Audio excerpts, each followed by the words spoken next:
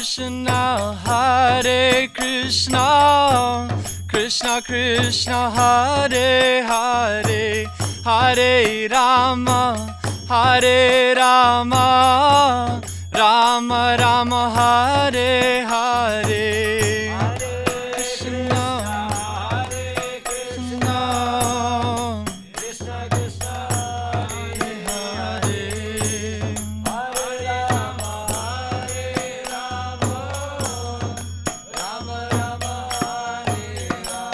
Hare Krishna, Hare Krishna, Krishna Krishna, Hare Hare, Hare Rama, Hare Rama, Rama Rama, Hare Hare.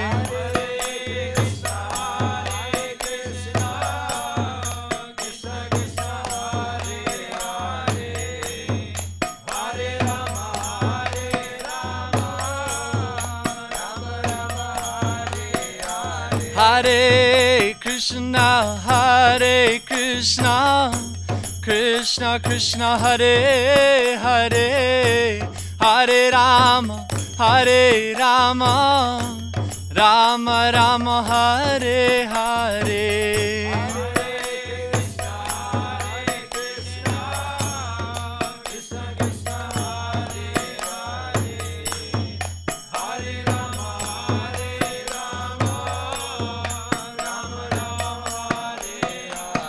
Hare Krishna, Hare Krishna, Krishna Krishna, Hare Hare, Hare Rama, Hare Rama, Rama Rama, Hare Hare.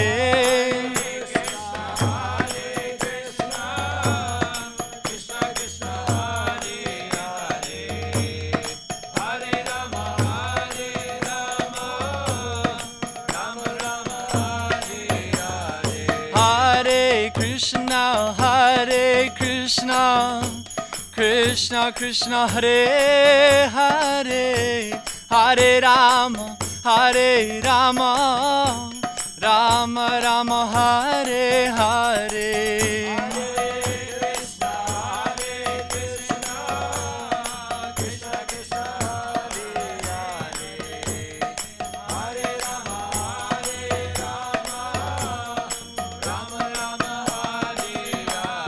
Hare Krishna, Hare Krishna, Krishna Krishna, Hare Hare, Hare Rama, Hare Rama, Rama Rama, Hare Hare.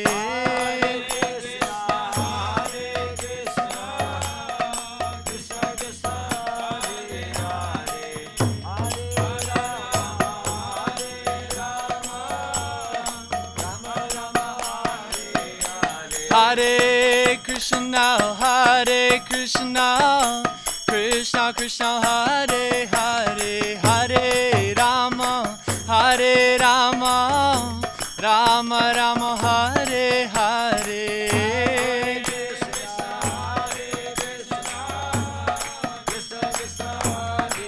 Hare Hare.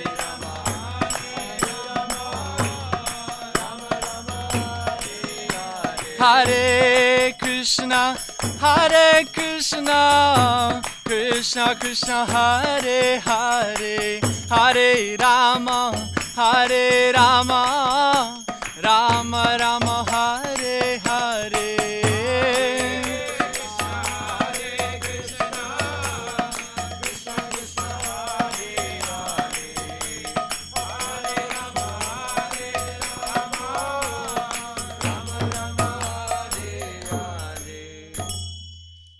Vishnupada Paramahamsa Parivrajacharya Stotra Shata Shishimad Bhakti Vedanta Swami Prabhupada Ki Jayam Vishnupada Paramahamsa Parivrajacharya Stotra Shata Shishimad Bhakti Siddhanta Saraswati Prabhupada Ki Ananta Koti Vaishnavinda Ki Namacharya Srila Haridasa Thakur Ki Prem Sekor Shri Krishna Chaitanya Prabhu Nityananda Shri Dvaita Radhar Shivasari Gaur Bhaktavinda Ki Jai Shri Shri Radha Krishna Gopinath Shyamakund Radhakund Giri Govardhana Ki Vrindavan Dham Ki Mayapur Navadvip Dham ki, Ganga Maya ki, Jamuna Maya ki, Bhakti Devi ki, Tulsi Maharani ki, Samaveda Bhakta Vrinda ki. All glories to the assembled devotees. All glories to the assembled devotees. All glories to the assembled devotees. Nitai Gaur Premanandi. Namo Vishnu Padaya Krishna Prishtaya Bhutale Srimate Bhakti Vedanta Shaminiti Namini Namaste Saraswati Devi Gauravani Pracharine Nirvishesha Shunyapadi. So welcome back, or welcome here. We're reading Krishna book. I'm sometimes commenting or answering questions. I'm supposed to be resting my voice, but can't rest all the time.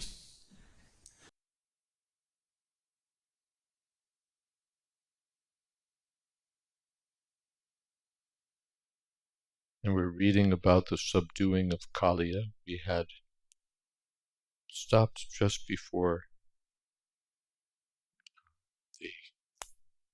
after the Nagapatnis offered their prayers.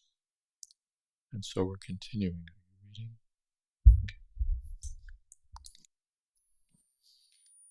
After the Nagapatnis submitted their prayers, Lord Krishna released Kalia from his punishment.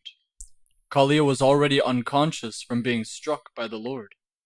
Upon regaining consciousness and being released from the punishment, Kalia got back his life force and the working power of his senses. With folded hands, he humbly began to pray to the Supreme Lord Krishna. My dear Lord, I have been born in such a species that by nature I am angry and envious, being in the darkest region of the mode of ignorance. Your Lordship knows well that it is very difficult to give up one's natural instincts, although by such instincts the living creature transmigrates from one body to another. It is also confirmed in the Bhagavad Gita. It is also confirmed in the Bhagavad Gita that it is very difficult to get out of the clutches of material nature, but if anyone surrenders unto the Supreme Personality of Godhead Krishna, the modes of material nature can no longer act on him. My dear Lord, Kalia continued, you are the original creator of the modes of material nature, by which the universe is created. You are the cause of the different kinds of mentality possessed by living creatures, by which they have obtained different varieties of bodies. My dear Lord, I am born as a serpent, therefore, by natural instinct I am very angry. How is it then possible to give up my acquired nature without your mercy? It is very difficult to get out of the clutches of your Maya, but by your Maya we remain enslaved. My dear Lord, kindly excuse me for my inevitable material tendencies. I surrender unto you. Now you can punish me or save me, as you desire. After hearing this, the Supreme Personality of Godhead, who was acting as a small human child, ordered the serpent thus: You must immediately leave this place and go to the ocean. Leave without delay. You can take with you all your offspring, wives, and everything that you possess. Don't pollute the waters of the Jamuna. Let it be drunk by my cows and cowherd boys without hindrance. The Lord then declared that the order given to the Kalia snake be recited and heard by everyone, so that no one need fear Kalia any longer. Anyone who hears the narration of the Kalia serpent and his punishment will need fear no more the envious activities of snakes. The Lord also declared, if one takes a bath in the Kalia lake, where my cowherd boyfriends and I have bathed, or if one fasts for a day and offers oblations to the forefathers from the water of this lake, he will be relieved from all kinds of sinful reactions. The Lord also assured Kalia, you came here out of fear of Garuda, who wanted to eat you in the beautiful land by the ocean. Now, after seeing the marks where I have touched your head with my lotus feet, Garuda will not disturb you. The Lord was pleased with Kalia and his wives.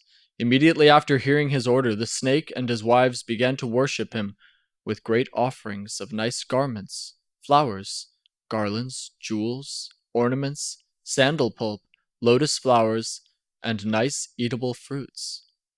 In this way they pleased the master of Garuda, of whom they were very much afraid. Then, obeying the orders of Lord Krishna, all of them left the lake within the Jamuna. Thus ends the Bhaktivedanta purport of the 16th chapter of Krishna, Subduing Kalia. Any thoughts? I just want to ask a question sort of right off. The image I always have of Garuda eating snakes is very much a bird-snake relationship. And when I see these Nagapatnis and Kalia himself offering things to the Lord, offering prayers with folded hands, I get the image that it's not a snake as we perceive it, but there's a humanoid aspect to it. And somehow it defeats the purpose of that sort of snake bird envy that I'm picturing. And I just can't quite picture Garuda like snatching someone with arms and I can picture it, but it seems like the relationship is more directed towards snakes, and Kali is clearly manifesting a sort of a more humanoid feature in this relationship, in this interaction. Yeah, he's not a normal snake. And I'm just wondering how this sort of this enmity transpires in such relationships where it's not a clear distinction. Jiva jivasya jivan. One living entity is food for another living entity. So, for us, Hare Krishna, for us it may be inconceivable, just like for Westerners, that you'd eat a dog, a little doggy, because they have some sentiment, although it's a dog. Cow they'll eat. But a dog, it's revolting that they would eat a little doggy. But other people, that's their food, dog. So by the arrangement of nature or the personality of Godhead, every living entity is meant to eat a certain kind of food, which for others might seem disgusting or seem cruel, but for them this is natural. So, hey, my favorite Banachari. Hare Krishna. Nice to see you.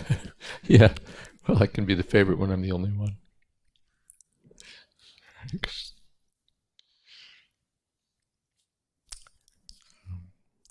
A mat or something.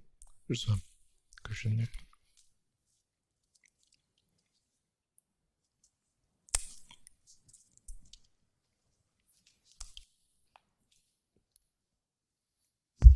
The arms don't get in the way of his being a snake. Thank you. It may seem different to me, but the relationship is sustained and it's natural. Yeah.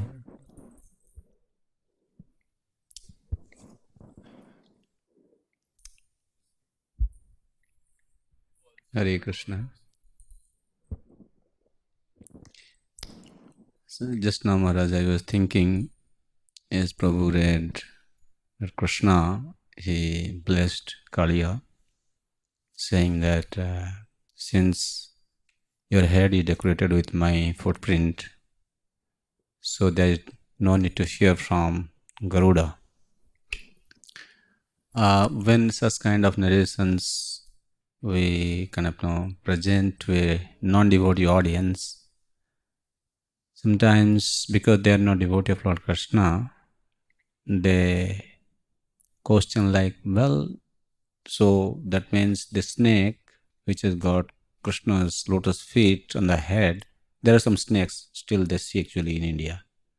That black snake, I have seen it. They say, oh, this is Krishna's lotus feet. It looks like actually, you can see that in some snakes they have it. So this effect, Krishna benedicted him, and we can see that Krishna's feet is there. So, are we expected to believe that such a snake is not going to be eaten by the Garuda? So, if anybody asking like this, like how to tackle this question? Garuda knows which snakes he's supposed to eat or not eat. We look at the snake and say, well, is that the mark of Krishna's lotus feet, or is that just folklore? But Garuda knows. There's no guarantee given to the snake that no one else will trouble you, but Garuda won't trouble you. So Garuda knows who's marked by Krishna. You don't have to worry, you're not going to eat snakes anyway.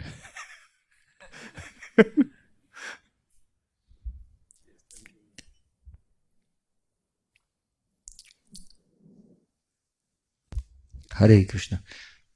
I want to ask two things, Maharaj. One is, we see that Kalia, he is showing this strong demoniac nature,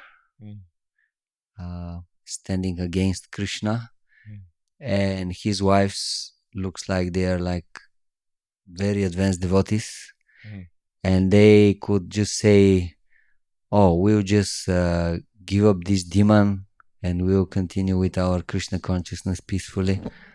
But they stay in front of Krishna, they are offering all these prayers for his benefit.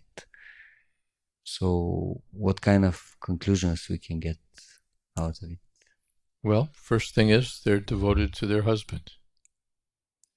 That's, I was going to say human civilization, but even among the Nagas, this is the principle.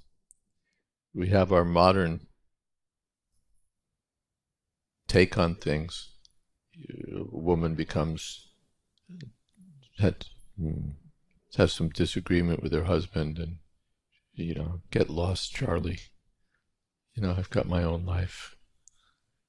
Do it yourself, and so on and so on. But even among the Nagas, this standard is there. This is the principle of dharma for a woman to be devoted to her husband. And it's also natural. Our modern way of life is so unnatural in the way that people are trained and the way they live, that there's no natural feeling of devotion. Neither the wife doesn't feel devoted to the husband, and the husband doesn't feel responsible for the wife. It's just a convenience arrangement for having sex. But in cultured life, there'll be natural devotion of the wife for the husband, and the natural feeling of responsibility of the husband for the wife. So that's being, and it's not just duty, well, this is what I have to do, but it's the natural feeling, this is what I should be doing. This is my life. So the Nagapatnis have that natural feeling, and it doesn't conflict because we're devoted to our husband. We're not devoted to Krishna. They're devoted to their husband, but they're devoted to Krishna also. The two don't clash. Does that answer your question?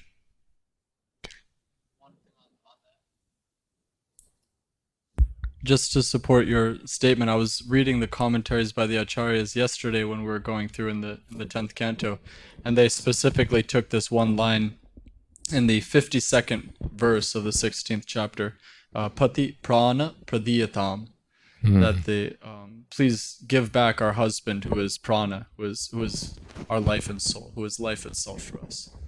So the acharyas were commenting on what you just said, that besides devotion to Krishna, there's a cultural aspect of devotion to the relationship of husband and wife.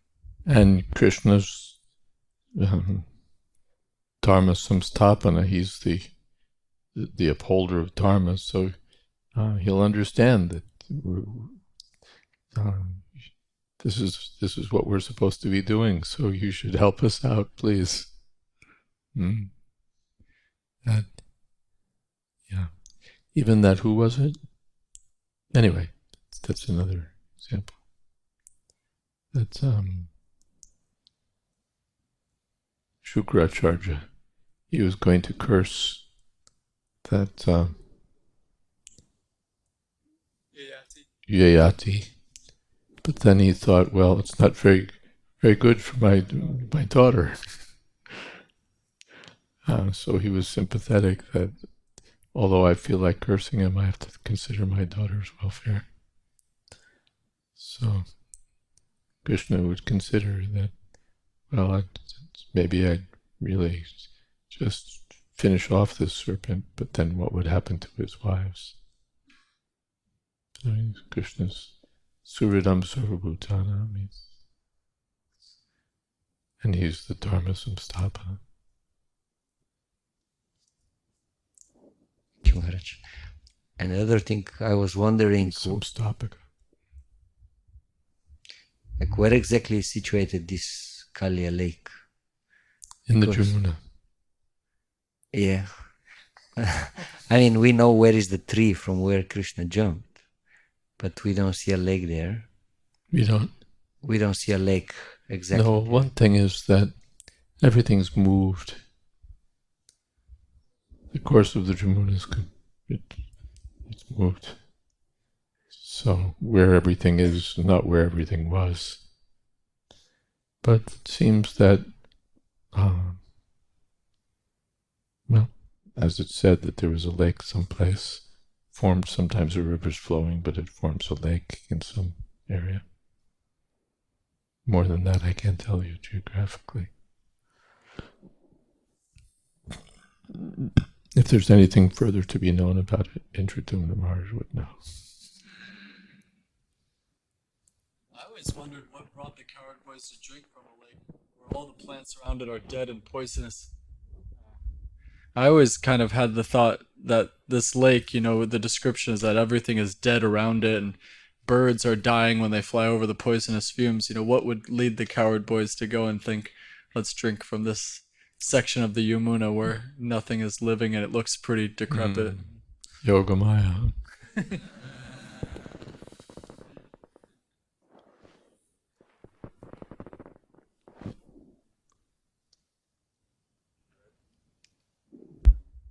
Hare Krishna.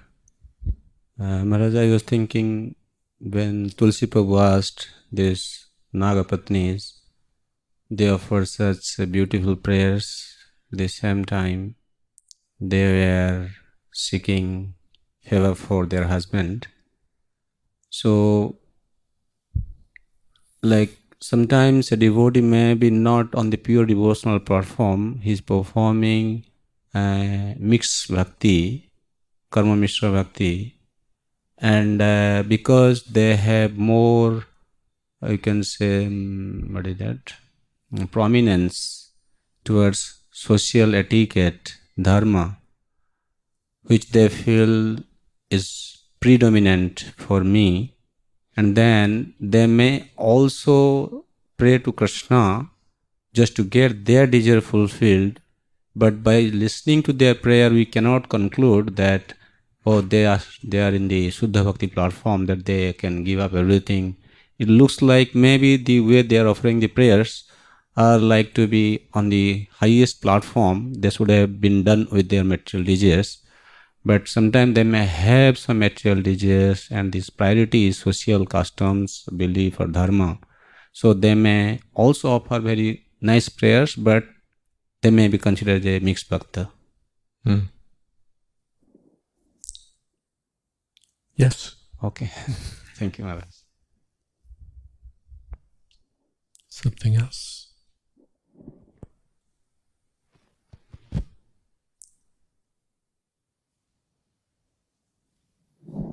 I found it significant that the Kaliya's presenting that this is is my nature. I'm born envious and angry. And we see that Krishna purified him. He's getting beaten up and he's vomiting refuse, and his consciousness becomes purified so that he surrenders. So one thing is that even a person born with low qualities can become Krishna conscious. Just by, what is that? Just by any Kirata Hunandra Pulkasha that's there, or whatever. Another point is, and I believe this was brought up by the Acharya commentaries, that Kalia is sort of looking for an excuse for himself. Well, what can I say? This is how I was born. So, by nature, I'm envious. What do you expect of me? I'm a snake. And you know very well that it's very difficult to give up one's natural instincts, even though that makes you transmigrate from one lifetime to another. You've created all these different kinds of mentalities that the living beings have. So I'm a serpent. By nature, I'm angry. How can I give up my acquired nature without your mercy? So that's one thing. Please give me your mercy so that I can give up these tendencies. And then by your Maya, we remain enslaved. By your Maya. Don't look at me. Kindly excuse me for my inevitable material tendencies. But now I surrender to you.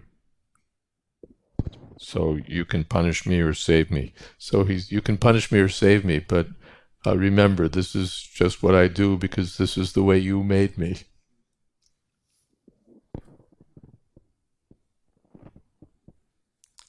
And we can note that Krishna's Keshini Sudana, and he kills so many demons, but for Kalia, he's the subduer of Kalia. Kalia Daman Leela, not Kalia Martin Leela. Yeah, not Kalia Hantya Leela or something, killing Kalia. He lets him off. Yes.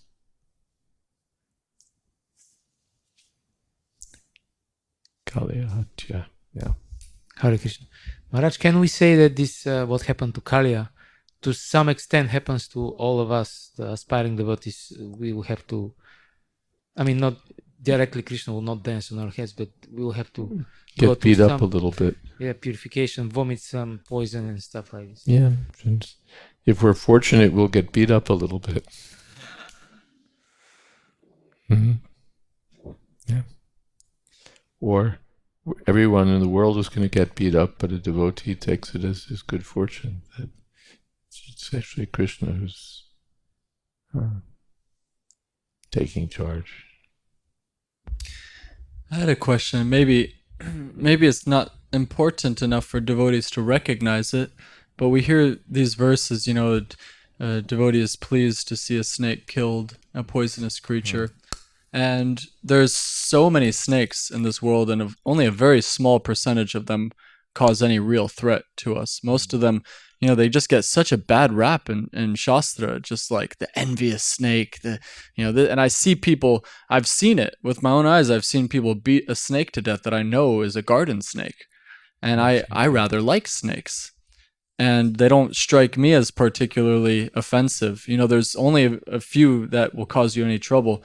I was wondering if it's worth devotees understanding that difference, because I think it's killing an innocent creature if it's not poisonous. I feel like that's actually sinful. Maybe it's not. Is it right just to kill any snake because they're all envious? Or Well, I don't have Shastra for you. When I was a kid, I had a pet snake. So I'm sympathetic to this. both? No, a garden snake. Okay.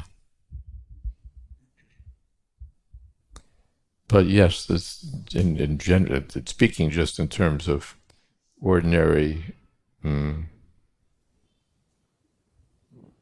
common scientific knowledge, snakes are generally beneficial.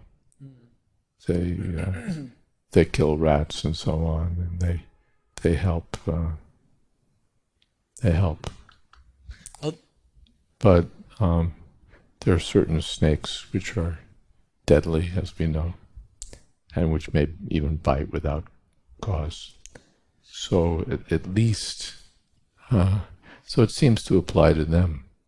Why would a saintly person be particularly happy to see an innocent snake killed? Saintly person is happy to see a snake or a scorpion killed. The scorpions are poisonous. The snakes should be poisonous. That one gets me too, because here in Mayapur and in Vrindavan, all you have are these little brown scorpions, and their sting is the same as a bee sting. It's really not bad at all. And I almost feel like it's like an opportunity to let out some pent-up aggression or something. You get to kill something, and it's within the bounds of legality, with our movement. And it almost feels like it feels wrong to me. The scorpion one, they're just not that dangerous. And also it just becomes like a Janamejai program, it's like you go out hunting them. Let's annihilate all the there's some snake way out in a field and you're chasing the poor thing down, it's never going to bite anyone. But I guess your answer in essence would be that we can exercise some more discretion.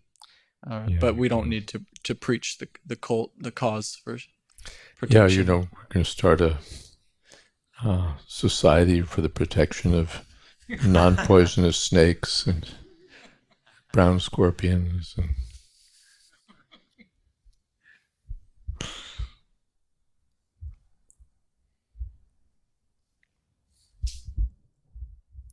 Hare Krishna Maharaj. I think a lot of it has to do with where you are in the world. It's like I spend a lot of time in the southwestern deserts, and there's a lot of rattlesnakes. Yeah, and they will kill you, or you could lose if they bite you. You could lose that limb, but you could die. In their defense, though, they will leave you alone and ignore you if you're a certain distance away. You can. But if if you surprise them, they really do seem envious and angry. I mean, the poisonous snakes will fight you, whereas the non-poisonous snakes will run. I mean, they can just disappear. Whereas the poisonous snakes feel like, well, I'm not going to let you treat me that way. You're too close. And so, they can jump. Rattlesnakes can jump 5 feet. So if he's a 3-foot snake, he can jump 5 feet. And so it just depends on where it's, if you're in South Florida, well, there's a lot of poisonous snakes there, so it depends on where you are. And the scorpions in the Southwest are very, very poisonous, very big. So, but they don't go hunting us. They don't come looking for humans. So. Okay. Can learn a lot about snakes and scorpions tonight. The snake can be pacified with mantras, but the envious human being cannot, is out of control. That's the one we got to watch out for. Yeah.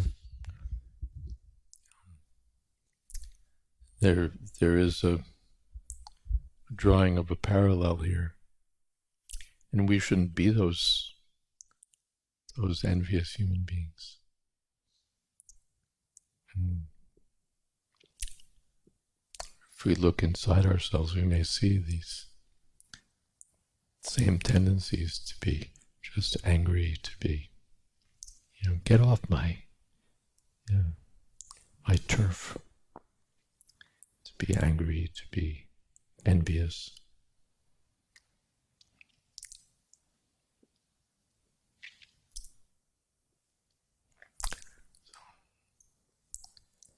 It's these things we want to be free from by chanting Hare Krishna.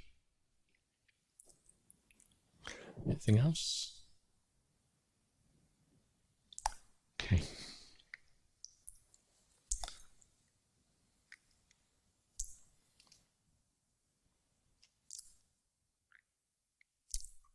Shall we continue? Extinguishing the Forest Fire, Chapter 17. King Parikshit, after hearing of the chastisement of Kalia, inquired from Shukadev Goswami as to why Kalia left his beautiful land and why Garuda was so antagonistic to him. Shukadev Goswami informed the king that the island known as Nagalaya was inhabited by serpents, and that Kalia was one of the chief serpents there. Being accustomed to eating snakes, Garuda used to come to this island and kill many serpents at will. Some of them he actually ate, but some were unnecessarily killed. The reptile society became so disturbed that their leader, Vasuki, appealed to Lord Brahma for protection. Lord Brahma made an arrangement by which Garuda would not create a disturbance. On each half-moon day, the reptile community would offer a serpent to Garuda. The serpent was to be kept underneath a tree as a sacrificial offering to Garuda. Garuda was satisfied with this offering, and therefore he did not disturb any other serpents. But gradually Kalia took advantage of this situation. He was unnecessarily puffed up by the volume of his accumulated poison, as well as by his material power, and he thought, why should Garuda be offered this sacrifice? He then ceased offering any sacrifice. Instead, he himself ate the offering intended for Garuda. When Garuda, the great devotee carrier of Vishnu, understood that Kalia was eating the offered sacrifices, he became very angry and rushed to the island to kill the offensive serpent. Kalia tried to fight Garuda and faced him with his many hoods and poisonous sharp teeth. Kalia attempted to bite him, and Garuda, the son of Tarksha, in great anger and with the great force befitting the carrier of Lord Vishnu, struck the body of Kalia with his effulgent golden wings. Kalia, who is known as Kadrusuta, son of Kadru, immediately fled to the lake known as Kalia Hrada, which lay within the Jamuna river and which Garuda could not approach. Kalia took shelter within the water of the Jamuna for the following reason. Just as Garuda went to the island of the Kalia snake, he also used to go to the Jamuna to catch fish to eat. There was, however, a great yogi known as Saubhari Muni, who used to meditate within the water there, and who was sympathetic with the fish. He asked Garuda not to come there and disturb the fish. Although Garuda was not under anyone's order, being the carrier of Lord Vishnu, he did not disobey the order of the great yogi. Instead of staying and eating many fish, he carried off one big fish, who was their leader. Saubhari Muni was sorry that one of the leaders of the fish was taken away by Garuda, and thinking of their protection, he cursed Garuda with the following words: "Henceforward, from this day, if Garuda comes here to catch fish, then, I say this with all my strength, he will be immediately killed." This curse was known only to Kalia. Kalia was therefore confident that Garuda would not be able to come there, and so he thought it wise to take shelter of the lake within the Jamuna. But Kalia's taking shelter of Saubhari Muni was not successful. He was driven away from the Jamuna by Krishna, the master of Garuda. It may be noted that Garuda is directly related to the Supreme Personality of Godhead and is so powerful that he is never subject to anyone's order or curse. Actually, the cursing of Garuda, who is stated in Srimad Bhagavatam to be of the stature of the Supreme Personality of Godhead Bhagavan, was an offense on the part of Saubhari Muni. Although Garuda did not try to retaliate, the Muni was not saved from his offensive act against a great Vaishnava personality. Due to this offense, Saubhari fell down from his yogic position and afterwards became a householder, a sense enjoyer in the material world. The fall down of Saubhari Muni, who was supposed to be absorbed in spiritual bliss by meditation, is an instruction to the offender of Vaishnavas. Any thoughts? Questions?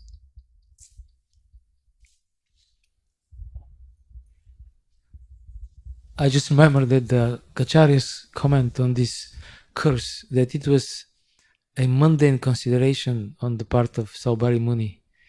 And because of this, the result of this act was that not just one fish died, but the whole fish population died because Kalia came to this place. So they explain this is the result of mundane. Whole population died because of Kalia's presence.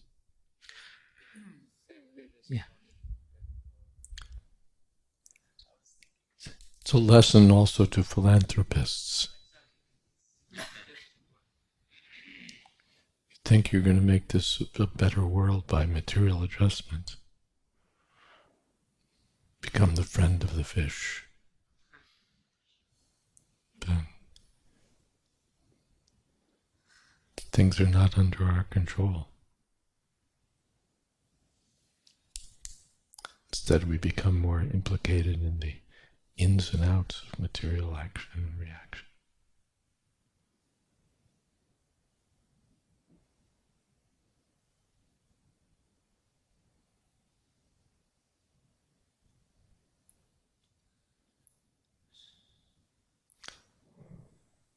It's also interesting that because Kalia was so poisonous, he became puffed up. This is what happens when you get power. Whether you're a person or a corporation or a nation, you get power and you become puffed up and start exploiting like anything. And sooner or later you'll get dragged down. Maharaj, here they said this story of how Kalia tried to take the offering of Karunji. So I was thinking of a society in which where they offer sacrifice of their own kind, So how does such a society function, Like you're giving your own person, like amongst you, one fellow, like suppose if you imagine in a scenario of human beings, They had that happen when being sacrificed to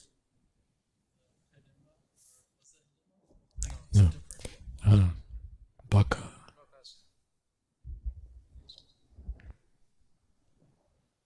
So I wanted to know, like, how is it, like, moral or, I think, one of your kind, you're just giving it away. Yeah, how can you do like? It's difficult, but this is what people can be placed in that situation where, one of us is going to have to go for the benefit of everyone else. Yeah, sacrifice a person for a village. Tadichi, yeah, of course that's a little different. But sometimes these things happen in human life. There's some moral choice. We have to sacrifice someone. Or some, quite a number of someones for the greater good. And hard business.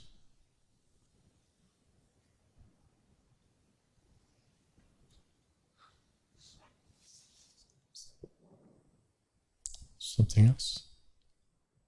You were pointing?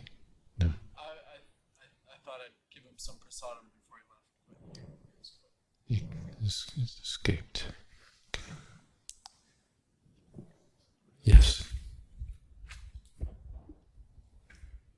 Hare Krishna Maharaj.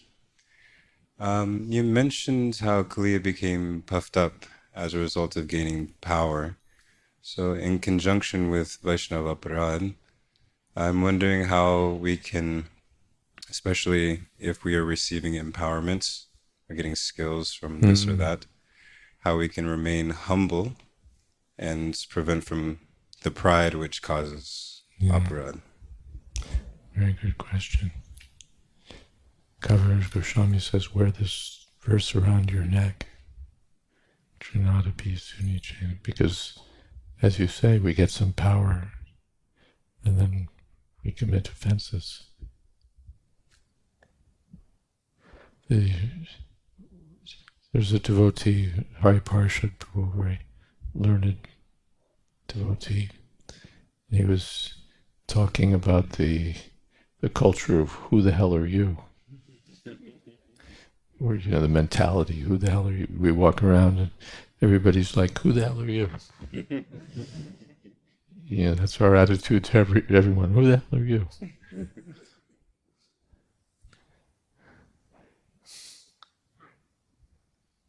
But in Chaitanya Mahaprabhu's culture is to respect others. And yeah, who the hell am I? Yeah. And when one is purified, it's not just, if I don't want to get caught, then I have to offer respect to others. But one genuinely appreciates that others have qualities, good qualities. So he's respectful. They're all part and parcel of Krishna. They all have some. Kaviraj Goswami, everyone's more advanced than I am. So Vaishnava thinks like that. He respects others because he sees that they're good qualities. We should try to have that. Thank you, Maharaj. Thank you. Something else? Okay.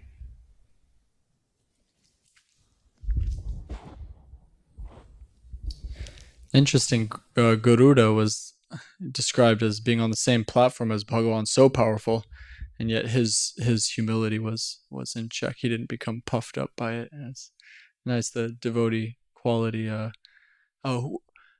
Was I hearing this with you, Guru Maharaj? Someone was telling us recently that the verse that one gets all the godly qualities, devotee, samasta sura, that, it was with Vaisheshika Prabhu. Vaisheshika Prabhu said it in the reading, Yasyasti bhaktir bhagavati kinchana, that one gets such good qualities that the godly people, the demigods, want to associate with you. That was one of the Acharya's readings of that verse, Vaisheshika Prabhu mentioned. And I liked that concept, that one's qualities are so divine that, the association is wanted.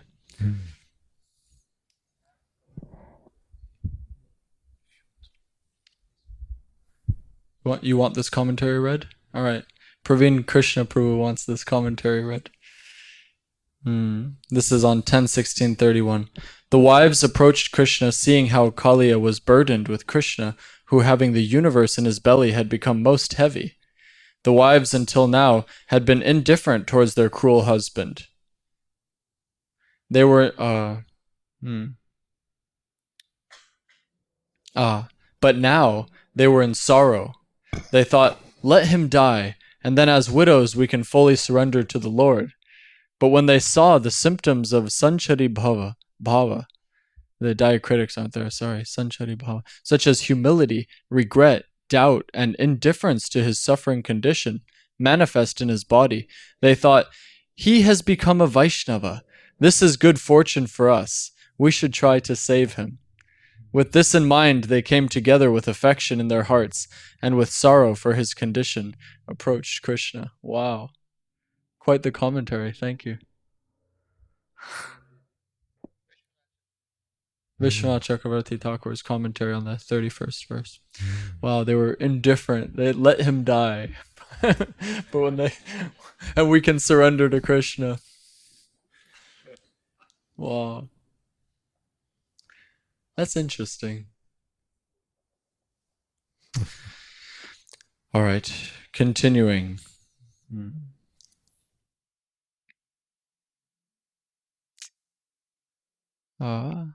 Sorry, I had scrolled up. When Krishna finally came out of Kalia's lake, he was seen by all his friends and relatives on the bank of the Jamuna. He appeared before them nicely decorated, smeared all over with chandan pulp, bedecked with valuable jewels and stones, and almost completely covered with gold. The inhabitants of Vrindavana, including the cowherd boys and men, the gopis, Mother Jashoda, Maharaj Nanda, and all the cows and calves saw Krishna coming from the Jamuna, and it was as though they had recovered their very life.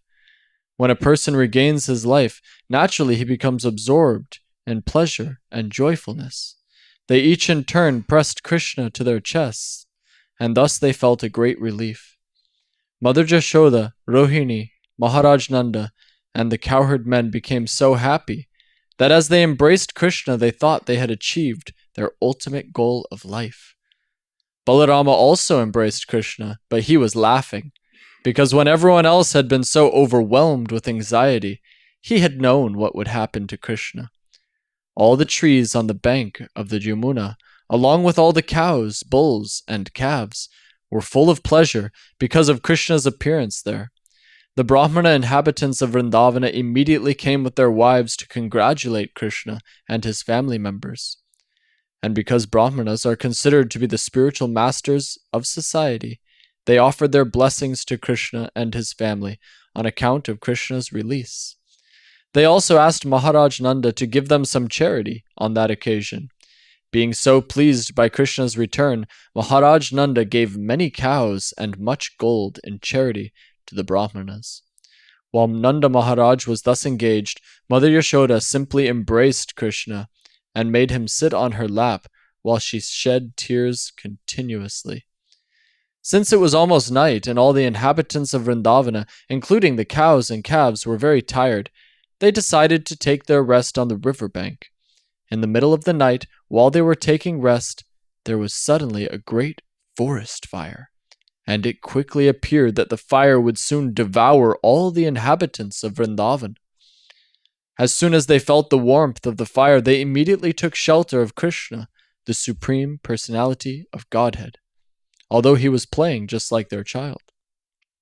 They began to say, "Our dear Krishna, O Supreme Personality of Godhead, our dear Balaram, reservoir of all strength, please try to save us from this all-devouring and devastating fire. We have no shelter other than you. This devastating fire will swallow us all." Thus they prayed to Krishna, saying that they could not take any shelter other than his lotus feet. Lord Krishna, being compassionate upon his own townspeople, immediately swallowed up the whole forest fire and saved them. This was not impossible for Krishna, because he is unlimited. He has unlimited power to do anything he desires. Thus ends the Bhaktivedanta purport of the 17th chapter of Krishna, extinguishing the forest fire. They prayed to Krishna, this fire is going to swallow us all. And Krishna swallowed the fire.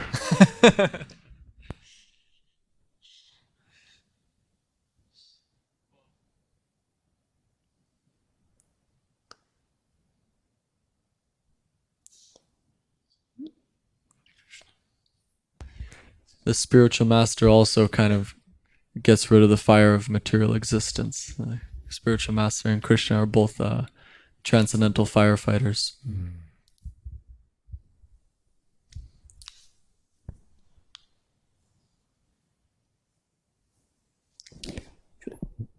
Interesting to see the behavior of the Brahmins. They came and gave their blessings to Krishna and his family.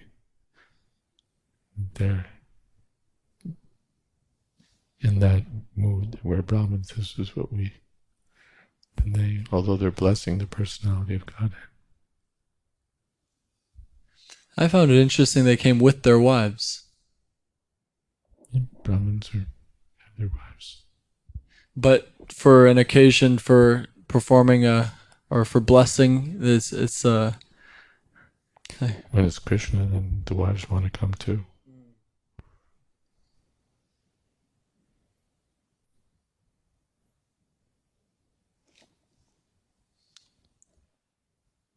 And they asked for charity also.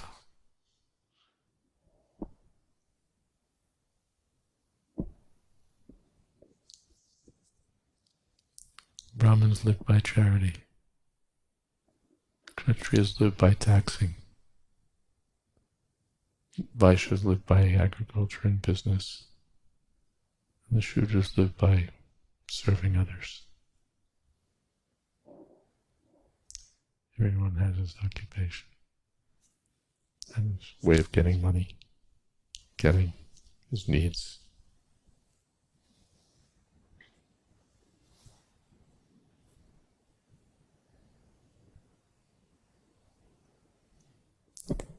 Anything else?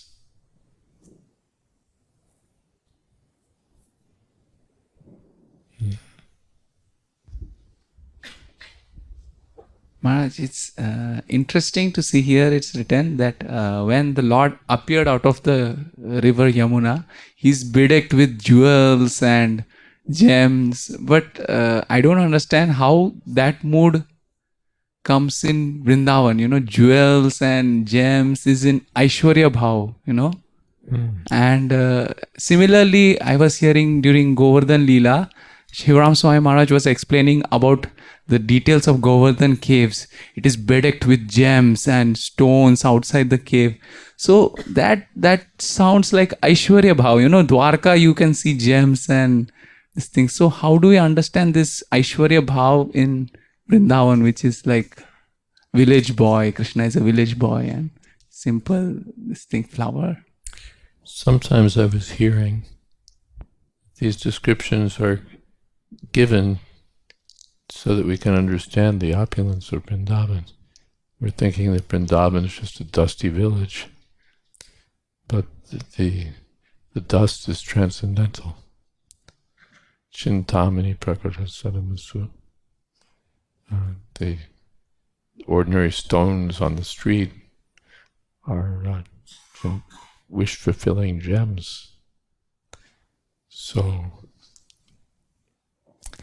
if we see Vrindavan just as to be, it's not like poverty or just a place of dust and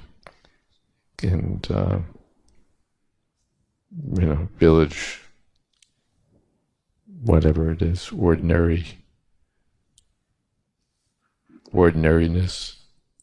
But the dust is divine. What is that? Nimeshar Dhaka, the Toyam Amritam, every drop of water is like nectar. The Nacham Gamanamapi, Ganam Nacham Gamanamapi, the speaking is the Kataha Ganam. Speaking is like singing, Gamanamapi, and the walking is like dancing. So it's a transcendental place. So we shouldn't see it with mundane eyes. We should see the Krishna, Bhagavan, that Lakshminath, Dwarkadish, he's so opulent that Vrindavan is above. Krishna has more opulence than Narayan. So this understanding is given to us. It may have been B.R. Sridhar Maharaj, but he commented on that if the walking is like dancing, imagine what the dancing is like. I was attending a Govardhan retreat online a couple years ago, and one of the speakers, I don't remember who it was, said that the entire Vaikuntha planets all together fit in one small corner of the back courtyard of Nanda Maharaj. So they were describing that's beyond measure. Anyone who's leaving, make sure you get some prasadam before you go. Come see. I think Tulsi Prabhu might be grabbing something right now. We actually didn't have anything. You didn't have anything. Oh my goodness. The prasad of the kata was so fulfilling that we felt it. The water's like nectar, so we're just going to give you some water. That's all.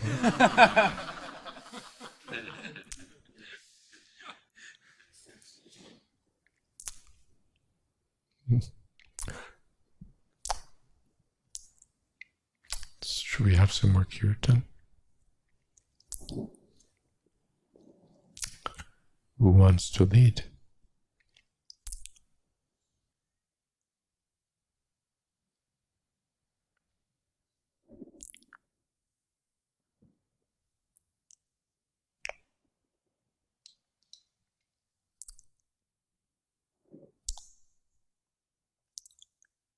Well, okay, no kirtan tonight. No one wants to chant Hare Krishna. Oh, there he is.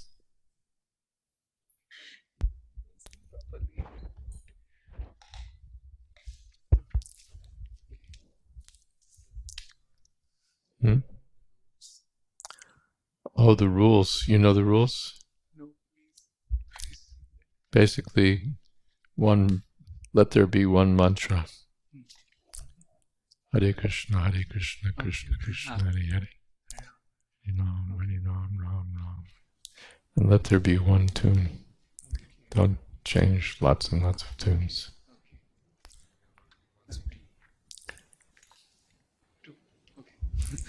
Shri Krishna Chaitanya. Jaya Sri Krishna Chaitanya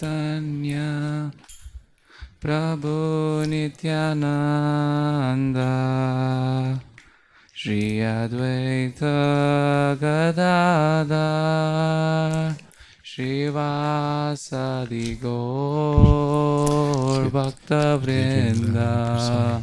This is mismanagement. You have something.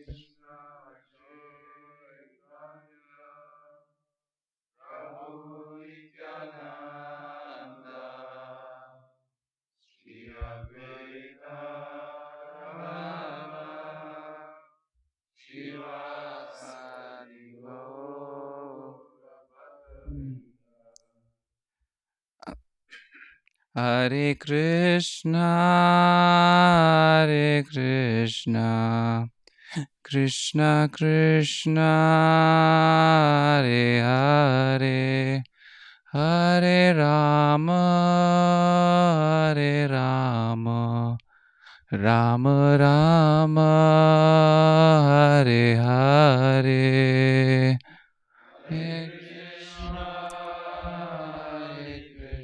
Hare Krishna, Hare Krishna, Krishna Krishna, Hare Hare, Hare Rama, Hare Rama, Rama Rama, Hare Hare. Hare Krishna, Hare Krishna, Krishna Krishna, Hare Hare, Hare Rama, Hare Rama, Rama Rama, Hare Hare. Hare Krishna, Hare Krishna, Krishna Krishna, Hare Rama,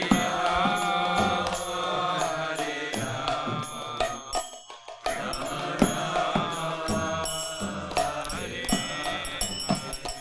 Hare Krishna, Hare Krishna, Krishna Krishna, Hare Hare, Hare Rama, Hare Rama, Rama Rama,